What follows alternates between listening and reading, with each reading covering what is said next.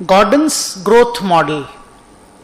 Gordon ने ये बोला कि अगर कोई भी कंपनी थोड़ा भी डिविडेंड दे करके अगर थोड़ा भी रिटेन करती है, तो कंपनी का ग्रोथ रेट पॉजिटिव होगा, कंपनी विल ग्रो।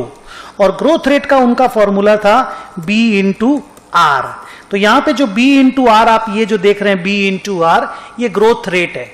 नाउ उन्होंने सिंपल बोला if a company is growing more the market price पर share will be high. So the idea was simple, if the company is growing then retain as maximum as possible, don't pay, retain as maximum as possible। आप अगर यहां पे ऊपर में देखेंगे what is B is the retention ratio and E into 1 minus B अगर आप देखेंगे it is nothing but dividend। तो आप इसको D1 by KE माइनस जी भी बोल सकते हो, मतलब P0 को स्मॉल में, ये सेम फॉर्मूला है, D1 बाई KE माइनस जी भी बोल सकते हो। Now the idea is simple, अगर G जितना ज्यादा होगा आप समझिए क्या होगा, if G is more KE minus G will be less.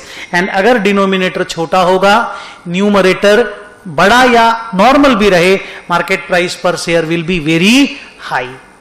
So the idea was D1 by KE minus G is equal to P0, that is market price per share।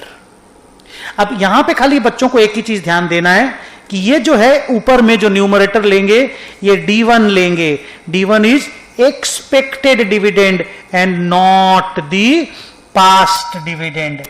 ये next year का dividend होना या जो declare करने वाले हैं हम लोग डिविडेंड, वो वाला डिविडेंड होना चाहिए। KE as you know is the cost of equity, B into R is your growth। What is B? B is the retention ratio। So more you retain, more you grow, more you grow, market price per share will be high।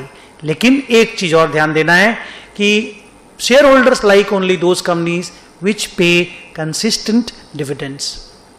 अगर आप बिल्कुल भी dividend नहीं देंगे, shareholders will not like.